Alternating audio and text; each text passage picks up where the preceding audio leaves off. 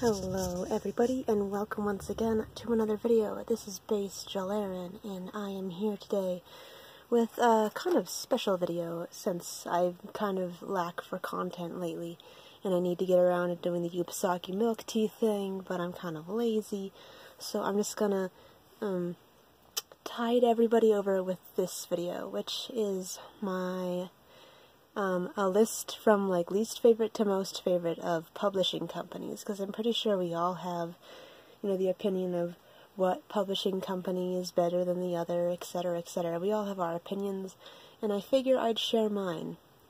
I don't know if mine are going to be particularly different than everybody else's, but I don't know. Maybe this will be an interesting list. We'll just see. So let's just get started right now.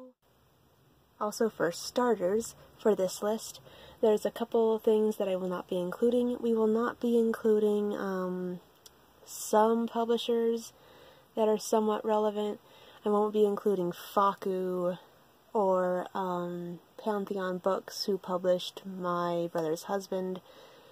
I won't be including manga publishing companies that are no longer around, like CPM, CMX, and Del Rey. So yeah, just keep that in mind for this list.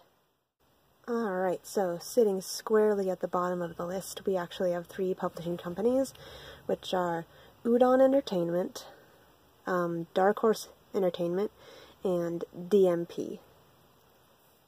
So these three don't really have that much of a large reputation with me.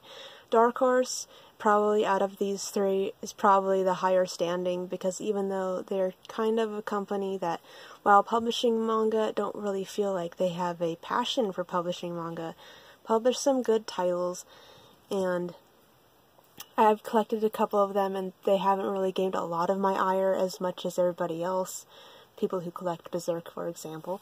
But yeah, Udon, in theory, they do publish manga, but it's like, do they really? Because, like, they'll put out, like, a volume 1, and then you'll never hear from them again for, like, months or years, and then it's like, oh yeah, this thing exists. DMP, on the other hand, I don't know what the fuck is going on with DMP. Their Twitter and their Facebook haven't been updated in, like, over a year.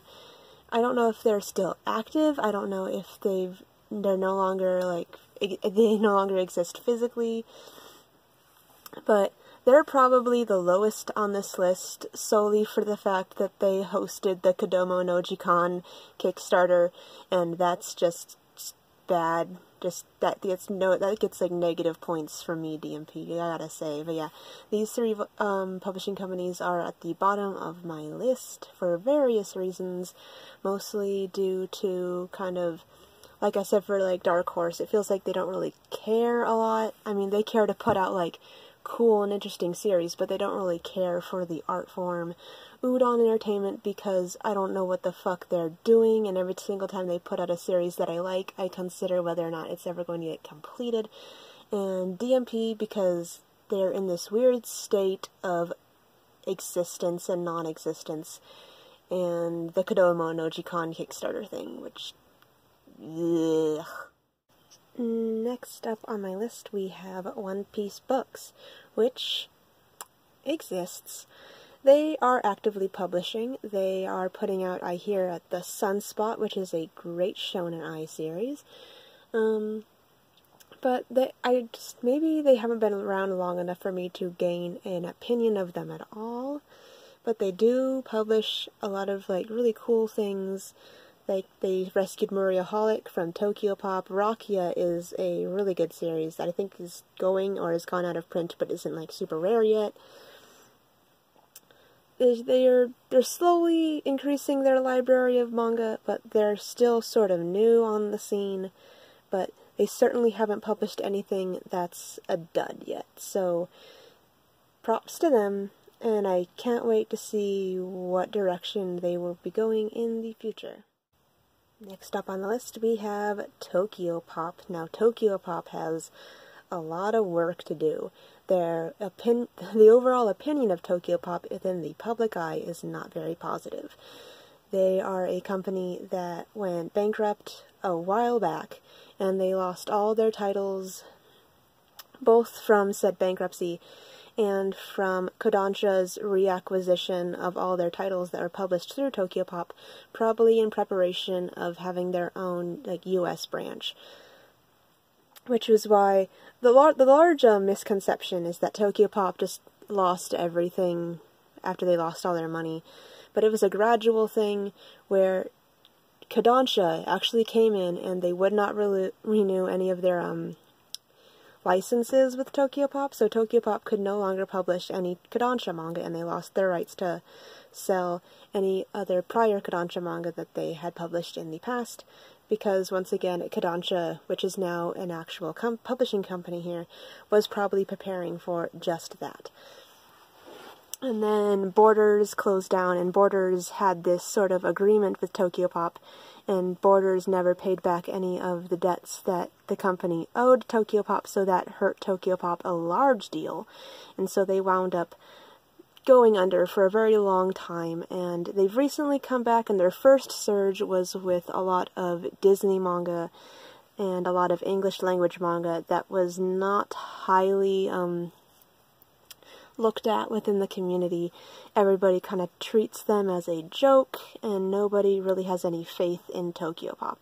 I really hope, I really do hope that Tokyopop is around for the long run, and that they continue to succeed. They are now publishing actual Japanese licenses, such as Konohana Kitan and Hanger. Next year, I hear that they are publishing special edition omnibuses of Aria, which is a title that they actually had before the crash. And next year they're also publishing Yurikuma Arashi, which is the manga that the very popular anime was based upon.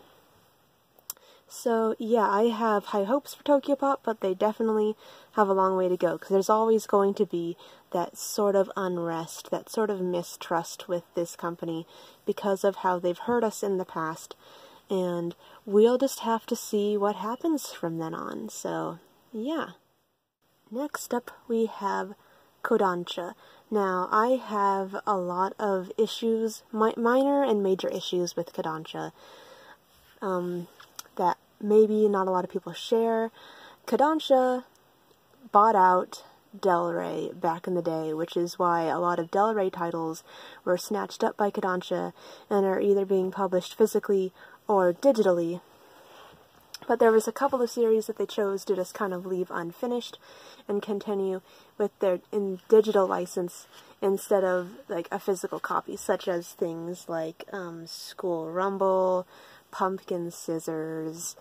I know there's a lot that like a Yozakura Quartet. There's a lot from Del Rey that they actually did snatch up, but they only ever published digitally, which really sucks.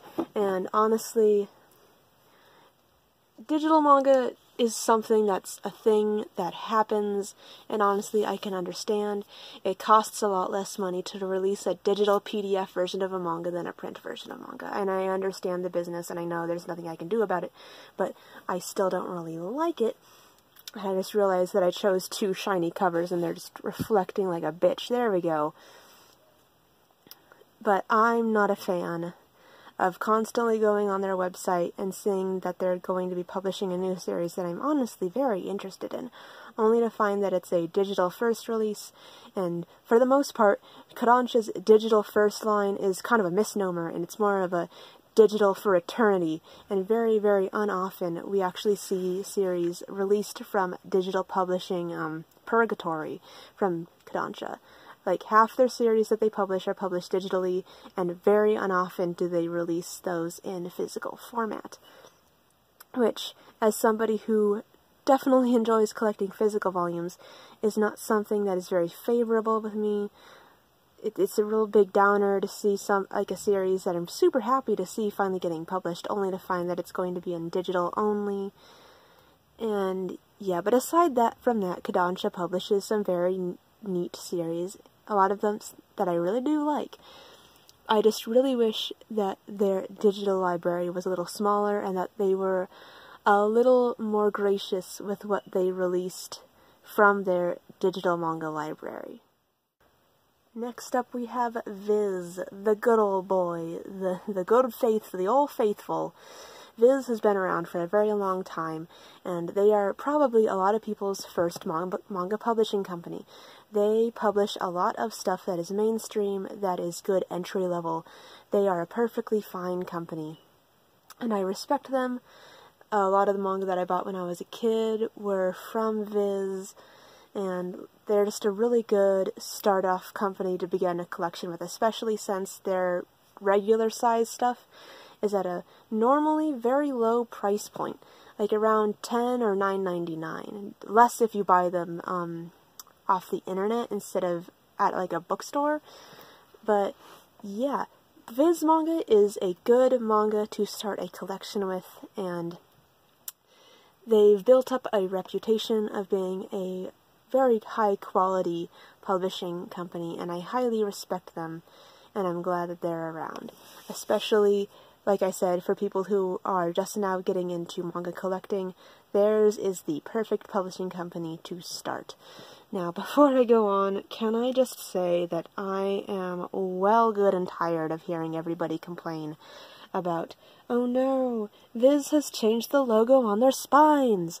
Like, it's not something that Viz has never done before, and everyone's treating it like it's this really huge, big betrayal of a deal, when really it's something that's happened before, something that will continue to happen, them being a company that regularly sees growth and needs to change their style of publishing and their brand.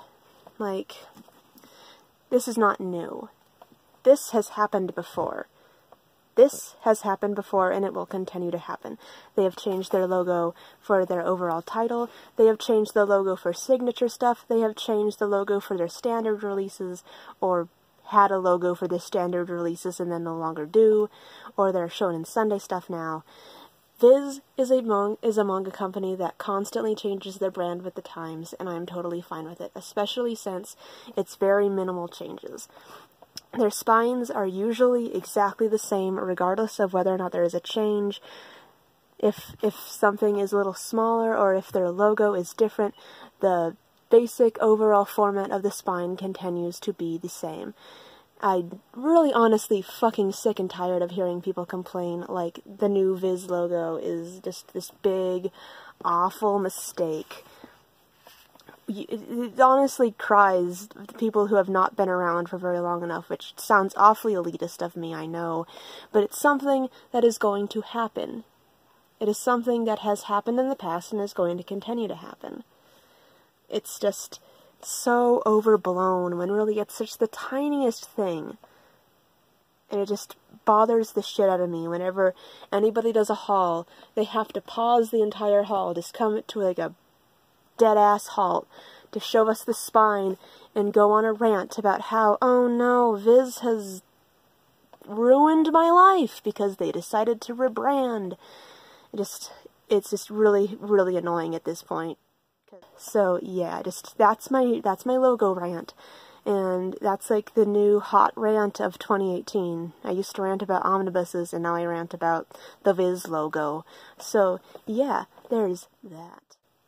Next up we have Vertical Publishing, which, despite the fact, I think back a couple of years back, they were actually bought out by Kodansha, which owns a majority of their stock, but I consider them a separate entity from Kodansha. So, just a side note, Vertical.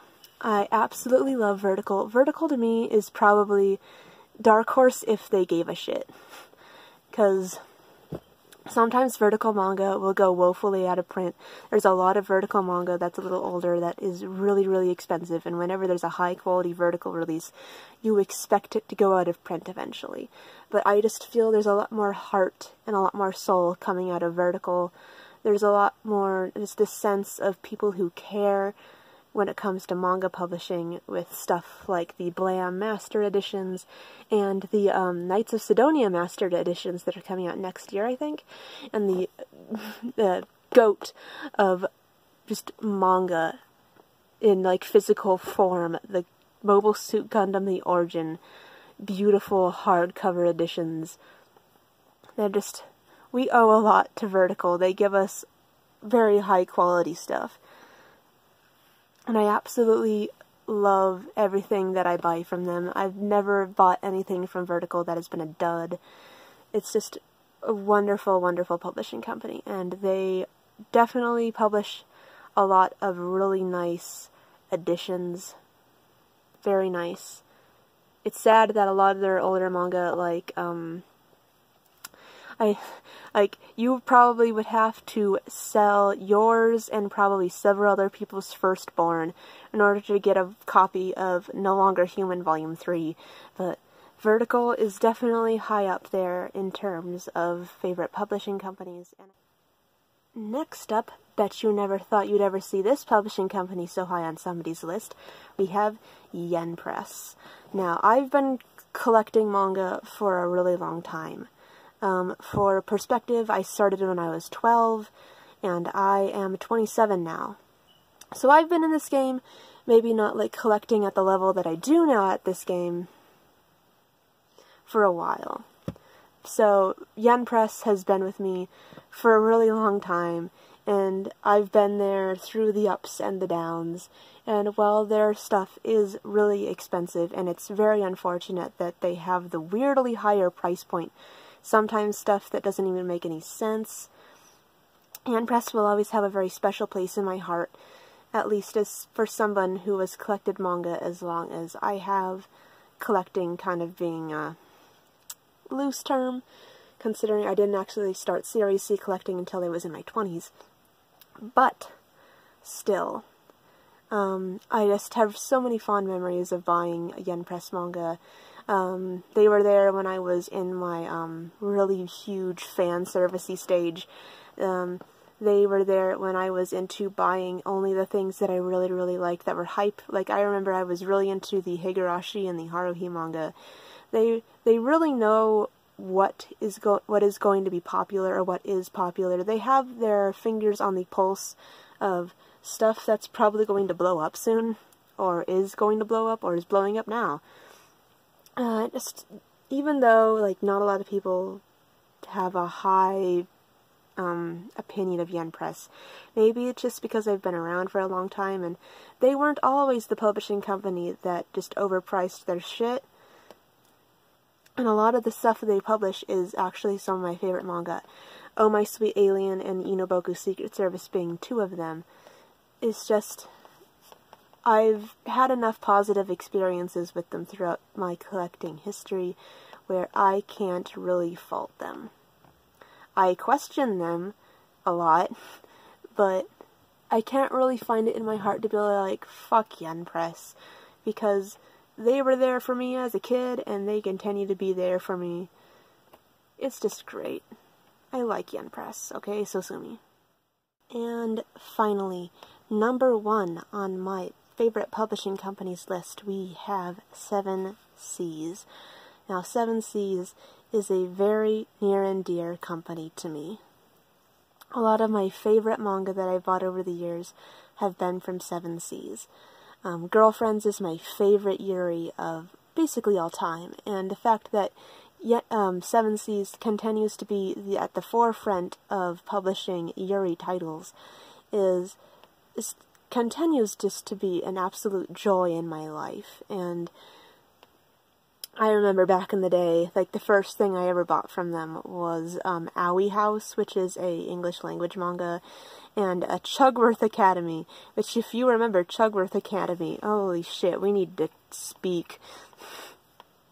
But yeah, 7 Seas seems to me to be the company that is branching out a lot further than their contemporaries. A lot of manga companies tend to publish, maybe not like stay safe, but there seems to be like a tendency to stick to a theme. But 7 Seas, I feel, has their fingers in a lot of pies. They are publishing a lot of classic manga like Devilman and Cutie Honey and Captain Harlock and Dragon Half.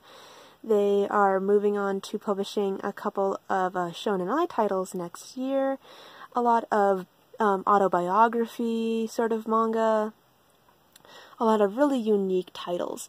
They are no longer the publishing company that publishes only like raunchy, kind of gross fan servicey manga, which is something they still continue to publish, but that stuff sells.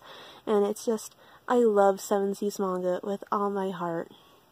They just are probably absolutely my favorite publishing company ever.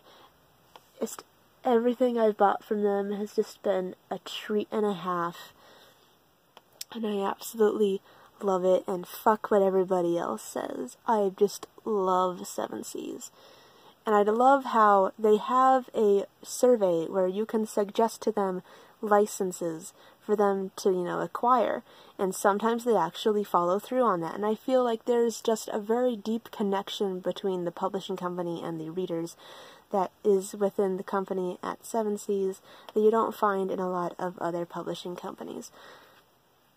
It's just a fantastic manga publishing company. They publish a lot of Yuri, which is probably just gains more points in their favor for me. But they're definitely moving towards bettering themselves as a company, which is definitely something you can feel with their current releases. They are not okay with sticking to the status quo, and it feels like they are moving forward, which is not that I can say as much for other publishing companies, maybe a little bit with all of them, but probably Seven Seas is probably highest in that regard. So, yeah, I love Seven Seas. There's just so much I could say, but so much of it is that I just love this company. I love it to death, and I will continue to love it to death. And I don't care if that's an unpopular opinion, but I'm just looking forward to continuing to buy manga from them in the future. Alright, and that has been my list of least favorite to most favorite manga publishing companies. Feel free to share your favorites in the comments below, or just get really pissed at me for no reason in the comments below. Whichever. I don't care. Go free. Be nuts. Yeah, so that's it. I look forward to seeing everybody again in whatever video I plan on doing next. I'm sorry for the shaky cam that is just going all kinds of wacky in this video. I don't have a tripod. Life sucks. But yeah, that's about it. I'll see you guys in the next video. Bye.